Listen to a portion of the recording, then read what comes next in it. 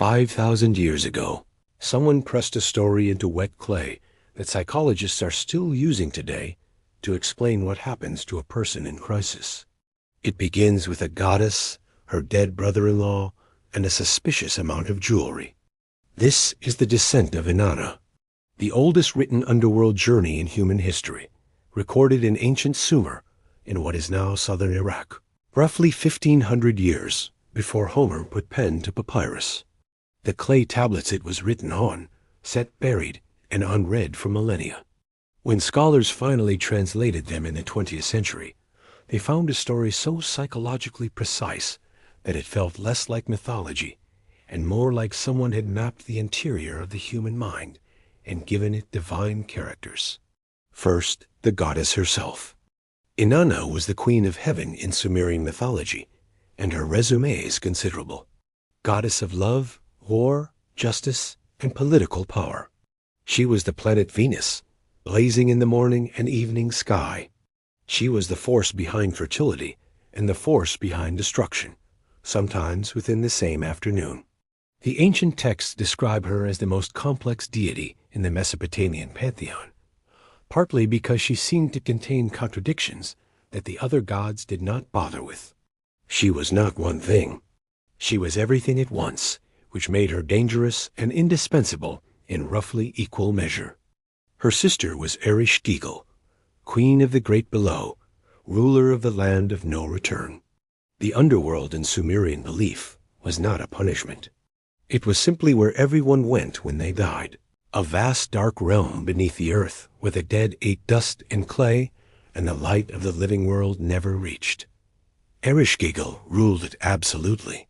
The two sisters were opposites in the way that day and night are opposites, defined by each other, unable to exist without the other, and not especially comfortable in the same room. Now the reason Inanna went down. The official reason, the one she gave the gatekeeper at the first gate, was that she had come to attend the funeral rites of Gugalanna, the Bull of Heaven, her brother-in-law and Ereshkigal's recently deceased husband. This sounds reasonable until you remember that Gugalanna was killed by Gilgamesh and Enkidu at Inanna's own instigation.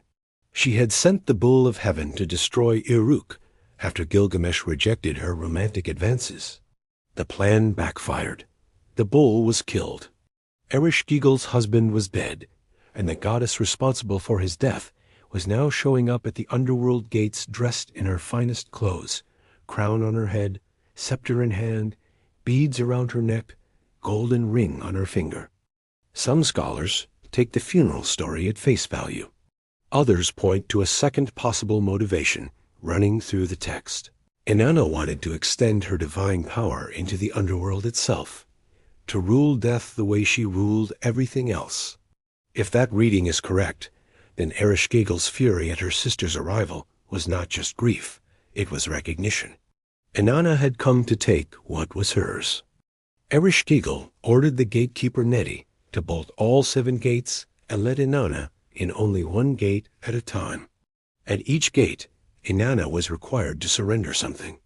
Her crown at the first gate, her earrings at the second, her beads at the third, her breastplate at the fourth, her golden ring at the fifth, her lapis lazuli measuring rod at the sixth, her royal robe at the seventh. 7 gates, 7 objects, 7 pieces of her divine identity stripped away until she arrived before her sister naked, powerless, and entirely without the armor she had worn into the dark. Ereshkigal looked at her and killed her. The ancient text describes what followed with a plainness that is somehow more devastating than drama would have been.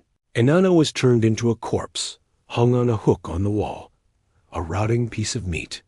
She had planned for this possibility. Before descending, she had given her faithful servant Ninshuber precise instructions. If Inanna did not return in 3 days, Ninshuber was to go to the gods and beg for help. She was to dress in mourning clothes, beat a drum in the public squares, tear at her eyes and mouth and thighs, and go from temple to temple until someone agreed to intervene. Ninshuber did exactly this. The gods Enlil and Nanna both refused, saying Inanna had brought this on herself by going to a place she had no business going. Only Enki, the god of wisdom and Inanna's father, responded. He scraped the dirt from under his fingernails and fashioned two small sexless beings, the Galatura and the Kurgara. He gave them the food of life and the water of life, and sent them into the underworld with instructions as precise as Inanna's own had been. They found Ereshkigal in agony, moaning like a woman in labor, suffering openly. The Galatura and Kurgara did something no other being had thought to do. They sat with her. They witnessed her grief without flinching, echoing back every cry she made, every expression of pain. Ereshkigal, who had apparently never been sat with before, was so moved that she offered them a gift. They asked for Inanna's corpse. She gave it. They sprinkled the food and water of life on the rotting body, and Inanna stood up. But the underworld has rules older than any god. No one leaves without a replacement. The Gala demons, guardians of the underworld, accompanied Inanna back to the surface to collect whoever she would name in her place. They tried to take Ninshuber first. Inanna refused. Ninshuber had mourned her properly, dressed in sackcloth, beating the drum in the public squares. She protected her sons next, both in mourning. Her beautician, everyone who had grieved, was spared. Then they found Dumuzi. Inanna's husband, the shepherd god, was sitting on her throne, dressed in his shining garments, at rest beneath a tree, not mourning, not searching, not so much as visibly concerned, while his wife had been hanging on a hook in the underworld for 3 days. Dumuzi had been sitting on her throne, looking comfortable. The ancient text records Inanna's response in 3 phrases. She looked at him with the eye of death. She spoke against him the word of wrath. She uttered against him the cry of guilt. Then, take him. Dumuzi fled. He prayed to Utu, the sun god, and his brother-in-law, who transformed his hands and feet into snake hands and snake feet so he could escape. He hid in his sister Gestinana's house. The demons found him anyway. He was dragged down into the underworld in Inanna's place. What happened next is one of the most quietly striking reversals in the entire text.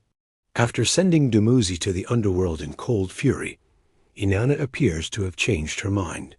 Later passages describe her weeping bitterly for her husband, tearing at her hair, asking where he was. Gestinana, Dumuzi's sister, was weeping too.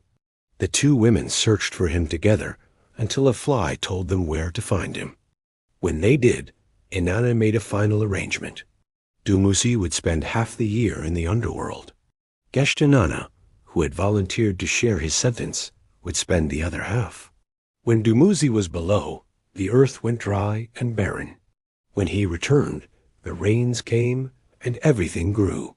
The Sumerians used this to explain the cycle of seasons, the dry, killing summer and the fertile winter rains, framed as a marriage interrupted by a wife's rage and partially repaired by a sister's love. The story recorded on those clay tablets has never really gone away. It moved through Babylon, where Inanna became Ishtar and Dumuzi became Tammuz, and the same story was told again with different names. It surfaced in the Greek myth of Persephone, who descends involuntarily, where Inanna descended deliberately, but whose absence creates the same seasonal consequence. Psychologists in the 20th century, particularly those working in the Jungian tradition, adopted it as a template for what happens to a person when they are forced to confront the darkest parts of themselves. The stripping away of identity at every gate, the death of the self as it was, the resurrection into something changed. The detail about Ereshkigal that keeps drawing modern scholars back is the labor imagery. The queen of the dead, moaning in agony, responding to beings who simply sat with her and acknowledged her pain. The interpretation offered by several analysts is that Ereshkigal represented everything Inanna had refused to feel. Grief, powerlessness, the darkness she had left her sister to rule alone. The descent was not an invasion. It was a reckoning. Inanna went into the underworld, dressed in everything she was. She came out with none of it. Something gave her back the food and the water of life, But the crown and the ring and the breastplate are not mentioned again. She came back changed, and the text does not describe what that change looked like, only what it cost. On one side of the scales, a husband sitting too comfortably on a throne. On the other, 6 months of winter and everything that comes with it. The underworld balances its books. It always has. If you've enjoyed this descent into mythology, follow for more.